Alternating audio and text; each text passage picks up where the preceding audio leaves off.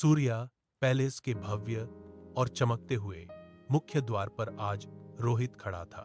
उसके फटे पुराने झोले में उसकी पूरी दुनिया सिमटी थी और आंखों में शहर के बटे सपनों की एक चमक थी। मैनेजर कमलेश ने उसे हिकारत भरी नजरों से देखा और मेज पर फाइल पटकते हुए सख्ती से कहा, यहाँ शहर के रईस और रसूखदार मेहमान आते हैं। तुम्हारा यह गांव का भोलापन और सादगी यहाँ नहीं चलेगी। समझ गए? रोहित ने बिना एक शब्द बोले अपना सिर झुका लिया। अगले 3 महीनों तक उसने अपनी रगों का खून पसीना बना दिया।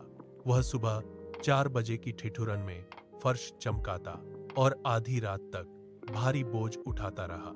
फिर एक शाम वह हुआ जिसने सबकी धड़कनें रोक दी। होटल के सबसे आलीशान सूट में ठहरे एक बड़े व्यापारी की तबीयत अचानक बिगड़ गई। उनका चेहरा पीला पड़ चुका था और वे बेसुध होकर ठंडे फर्श पर गिर पड़े।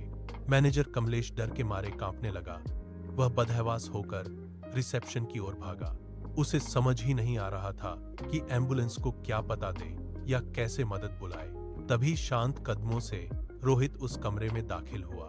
उसने बिना घबराए तुरंत व्यापारी को करवट दिलाई ताकि उनकी रुकी हुई सांसें वापस आ सकें। उसने होटल के पुराने फोन का इंतजार नहीं किया, बल्कि अपनी जेब से मोबाइल निकालकर तुरंत डॉक्टर को कॉल कर दिया।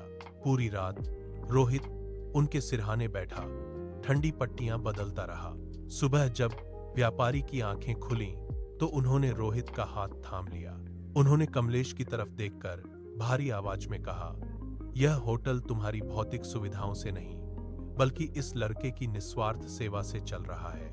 कमलेश का अहंकार पल भर में चकनाचूर हो गया।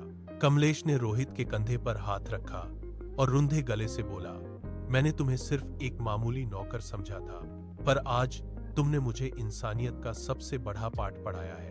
रोहित मुस्कुराया और अपनी झाऊ उठाते हुए बोला, सर, काम छोटा या बड़ा नहीं होता, उसे करने की नीयत मायने रखती है।